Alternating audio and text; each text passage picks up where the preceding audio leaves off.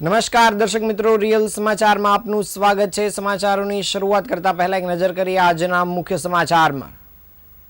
સુરતમાં સસ્તું સોનું આપવાના બહાને છેતરપિંડી, પોલીસે કર્યા નકલી નોટોના રેકેટનો પર્દાફાશ।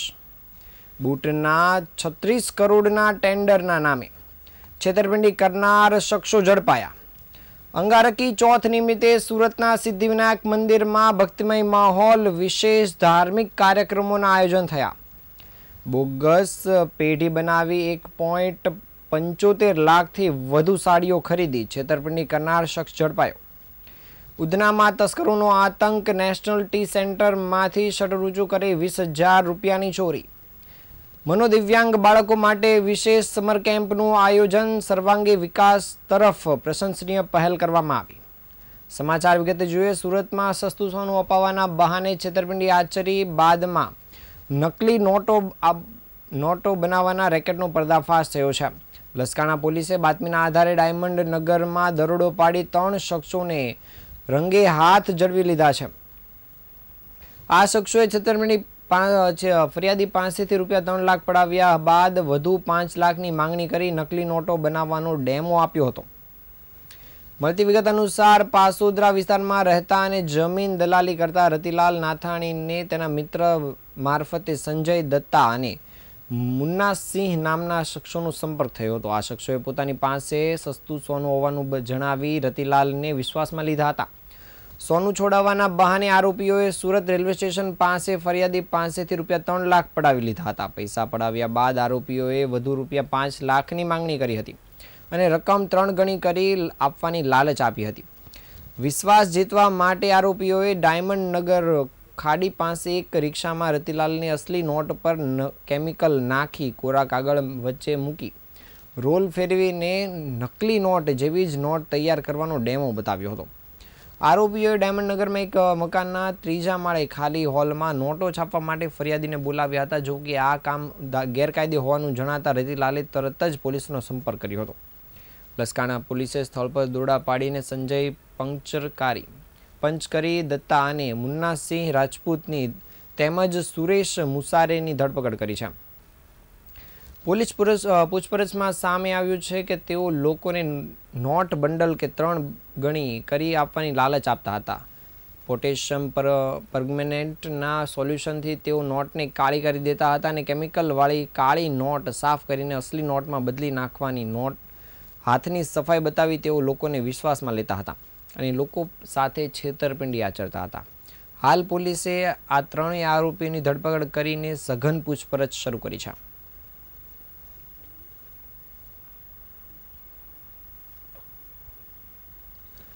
સુરતમાં છેલ્લા કેટલાક સમયથી છેતરપિંડીની એક નવી અને ખતરનાક પેટર્ન સામે આવી છે, જેમાં બીજા બાજુ કોઈ સામાન્ય લોભામણી સ્કીમ નહીં પરંતુ સીધા સરકારી ટેન્ડર અને મોટા વર્ક ઓર્ડરનું લાલચ આપે છે। આ પેટર્નમાં આરોપીઓ પોતે ઉચ્ચ સંપર્કો ધરાવતા હોવાનો ડોળ કરે છે અને સરકારી વિભાગના લેટરપેડ અને સિક્કાવાળા દસ્તાવેજો બનાવે છે અને વેપારીઓને વિશ્વાસ અપાવે છે કે ટેન્ડર લેવા માટે અમુક ટકા રકમ સેવિંગ અથવા કમિશન પેટે આપવી પડશે। સુરતના મોટા વરાછાના વેપારી સાથે પણ આ જ સરકારી ટેન્ડર પેટર્નથી 7 કરોડ રૂપિયાનો ચૂનો ચોપડવામાં આવ્યો હતો। મોટા વરાછામાં રહેતા અને વેપાર કરતા પ્રવીણભાઈ ધડુકને આરોપી કિશોર વાઘેલાએ વિશ્વાસમાં લીધા હતા અને કિશોર વાઘેલા અગાઉ મહાનગરપાલિકામાં કન્વીનર રહી ચૂક્યા હોવાથી વેપારીએ તેના પર ભરોસો મૂક્યો હતો।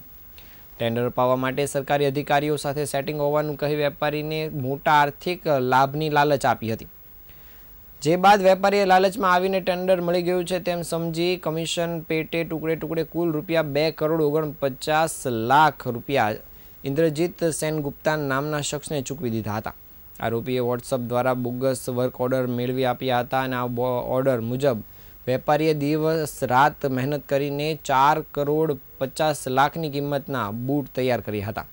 આ માલ પશ્ચિમ બંગાળ ખાતે મોકલી આપવામાં આવ્યો હતો અને માલ પહોંચી ગયા બાદ જ્યારે પ્રવીણભાઈએ 4,50 લાખ રૂપિયાની ઉઘરાણી કરી ત્યારે સમગ્ર હકીકત સામે આવી હતી, જેને પગલે તેમણે પોલીસને સંપર્ક કરી ફરિયાદ નોંધાવતા પોલીસે ગુનો નોંધીને હાલ 2 આરોપીઓની ધરપકડ કરી છે। પોલીસે ગણતરીના કલાકોમાં જ મુખ્ય સૂત્રધાર એવા કિશોર વાઘેલા અને તેના સાથીદાર સિમિસ નિચોલની ધરપકડ કરી છે.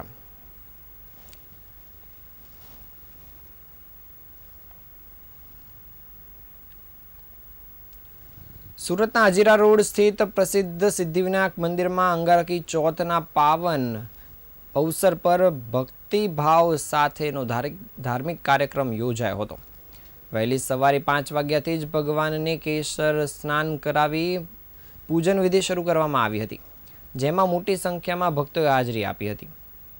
આ અવસર પર કાશીના વિદ્વાન પંડિતો દ્વારા ગણેશ યજ્ઞનું આયોજન કરવામાં આવ્યું હતું, જેમાં આહુતિ પૂજન વિધિ ભક્તિમય માહોલમાં સંપન્ન થયો હતો.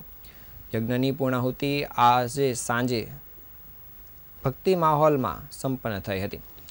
મંદિર ખાતે સાંજે 7 વાગ્યે ભવ્ય મહાઆરતી યોજાઈ હતી, જ્યારે રાત્રે 8:30 કલાકથી 11 હનુમાન ચાલીસાના પાઠનું વિશેષ આયોજન કરવામાં આવ્યું હતું. વહેલી સવારથી જ મોટી સંખ્યામાં શ્રદ્ધાળુઓ મંદિરમાં ઉમટી પડ્યા હતા અને આ પવિત્ર અવસર પર દર્શન અને પૂજા અર્ચનાનો લાભ લીધો હતો, જેના કારણે સમગ્ર વિસ્તારમાં ભક્તિમય માહોલ જોવા મળ્યો હતો.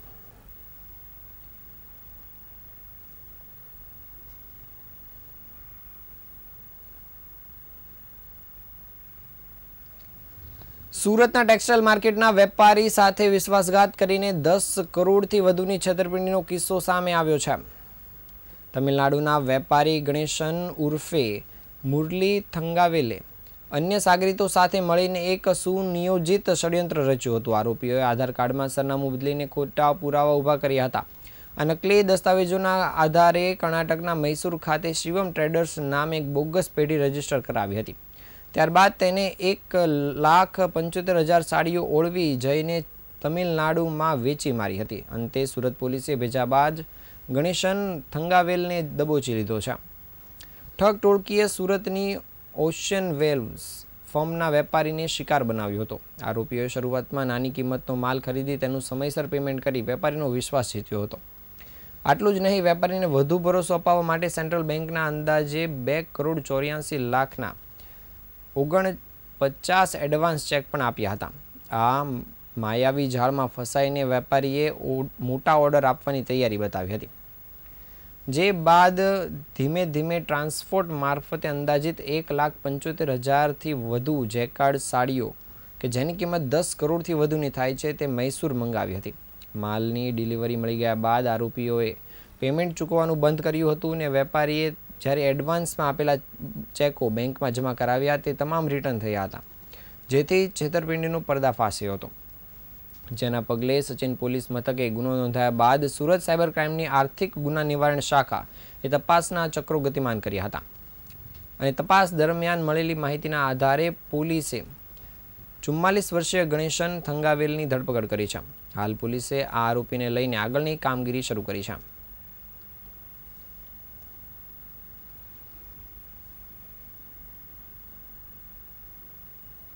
સુરત શહેરના ઉધના વિસ્તારમાં આવેલ એક ચાની દુકાનમાં ચોરીની ઘટના સામે આવી છે, જે જોઈને પણ પોલીસ ચોંકી ઉઠી છે. ઉધનાના પટેલનગર પાસે સ્થિત નેશનલ ટી સેન્ટરમાં મધરાતે એક અજાણ્યો ચોર ત્રાટક્યો હતો. સામાન્ય રીતે ચોર શટર તોડીને કે તાળું કાપીને ઘૂસતા હોય છે, પરંતુ આ ચોરીની પેટર્ન સાવ અલગ હતી. સીસીટીવી ફૂટેજમાં જોઈ શકાય છે કે આ શાતિર તસ્કરે શટરને માત્ર 7 ઇંચ જેટલું જ ઊંચું કર્યું હતું અને આટલી નાની જગ્યામાંથી કોઈ માણસ અંદર જઈ શકે તે માનવું મુશ્કેલ છે. પરંતુ આ ચોર કોઈ જંગલી જાનવરની જેમ ઢસડાઈને દુકાનની અંદર પ્રવેશ્યો હતો. તેની આ હરકત જોઈને પણ સૌ કોઈ આશ્ચર્ય થયા હતા. દુકાનમાં પ્રવેશ્યા બાદ ચોરે ચાલાકીથી ₹20,000ની ચોરી કરી હતી, જેની જાણ થતાં જ દુકાનદારે પોલીસને જાણ કરતાં જ પોલીસ દ્વારા તપાસનો ધમધમાટ શરૂ કરવામાં આવ્યો છે.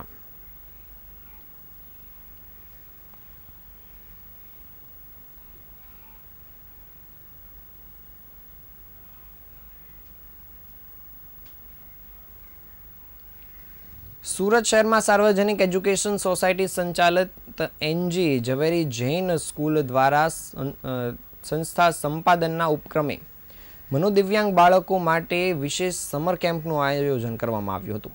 સમગ્ર શિક્ષા નગર પ્રાથમિક શિક્ષણ સમિતિના સહયોગથી આ કેમ્પ તારીખ 4 મેથી 10 મે દરમિયાન યોજાઈ રહ્યો છે. આ સમર કેમ્પનો મુખ્ય ઉદ્દેશ મનોદિવ્યાંગ બાળકોમાં રહેલી સુષુપ્ત શક્તિઓને બહાર લાવી તેમને આત્મનિર્ભર બનાવવાનો રહ્યો હતો. કેમ્પ દરમિયાન વિવિધ પ્રવૃત્તિઓ દ્વારા બાળકોના સર્વાંગી વિકાસ પર ભાર મૂકવામાં આવ્યો છે. કેમ્પમાં બેસ્ટ આઉટ ઓફ વેસ્ટ અંતર્ગત નકામી વસ્તુઓમાંથી ઉપયોગી વસ્તુઓ બનાવવાની તાલીમ પણ આપવામાં આવી રહી છે. સંગીત અને મનોરંજન દ્વારા બાળકોના માનસિક સ્વાસ્થ્યને મજબૂત બનાવવાનો પણ પ્રયાસ કરાઈ રહ્યો છે. ઉપરાંત રમતગમત દ્વારા શારીરિક સ્ફૂર્તિ વધારવી અને આર્ટ ઓફ ક્રાફ્ટ પ્રવૃત્તિઓ દ્વારા સર્જનાત્મકતા વિકસાવવા માટે આયોજન કરવામાં આવ્યું છે. આ કેમ્પ સવારે 9:30થી બપોરના 1.5 કલાક સુધી પ્રાથમિક શાળા ક્રમાંક 105 અને 149 નગર પ્રાથમિક શાળા મકાઈપુલ ખાતે યોજાય છે. આયોજકોના જણાવ્યા મુજબ આ પ્રવૃત્તિઓ દ્વારા મનોદિવ્યાંગ બાળકોમાં નવો આત્મવિશ્વાસ જગાડવાનો અને તેમના ચહેરા પર સ્મિત લાવવાનો એક અનેરો પ્રયાસ છે. સમાજના વધુમાં વધુ લોકો આ ઉમદા કાર્યમાં સહભાગી બને તેવી પણ અપીલ કરવામાં આવી છે.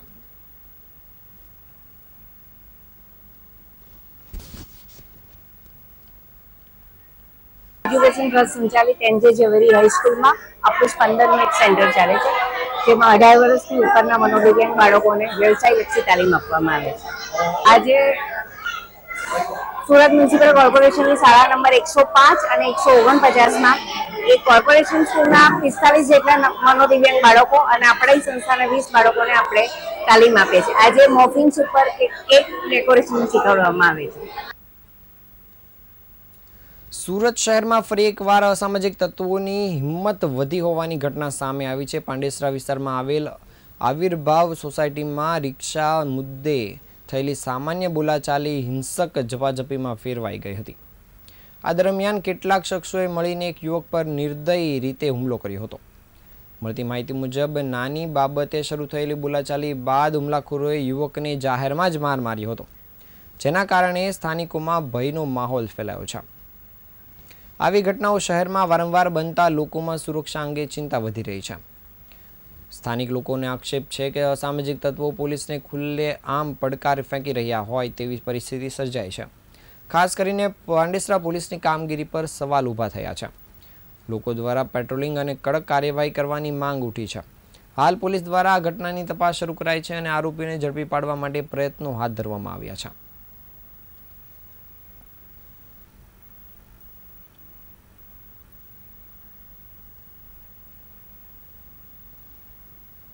સુરત શહેરના ભાટેના વિસ્તારમાં 15 વર્ષીય સગીરા પર 2 કારખાનેદારો દ્વારા દુષ્કર્મ ગુજારવામાં આવ્યું હોવાની ચોંકાવનારી ઘટના સામે આવી છે. નોકરી પર આવતી માસૂમ કિશોરી સાથે શારીરિક અડપલા અને બળાત્કાર કર્યાની ફરિયાદ બાદ વિસ્તારમાં ચકચાર મચી ગઈ છે. મળતી માહિતી અનુસાર પીડિતાએ આ મામલે ફરિયાદ નોંધાવતા જ ઉધના પોલીસે ત્વરિત કાર્યવાહી હાથ ધરી હતી અને પોલીસે આરોપી પરવેશ અને અરમાનને ઝડપી પાડી ધરપકડ કરી હતી. હાલ પોલીસ દ્વારા ગંભીર ગુનાની દિશામાં વધુ તપાસ કામગીરી શરૂ કરવામાં આવી છે. ઘટનાને પગલે સ્થાનિકોમાં રોષ અને ચિંતા વ્યાપી ગઈ છે.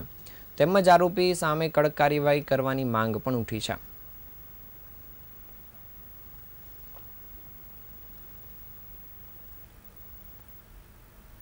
આ હતા આજના સમાચાર. નવા સમાચાર સાથે ફરી મળીશું. ત્યાં સુધી રજા આપશો. નમસ્કાર.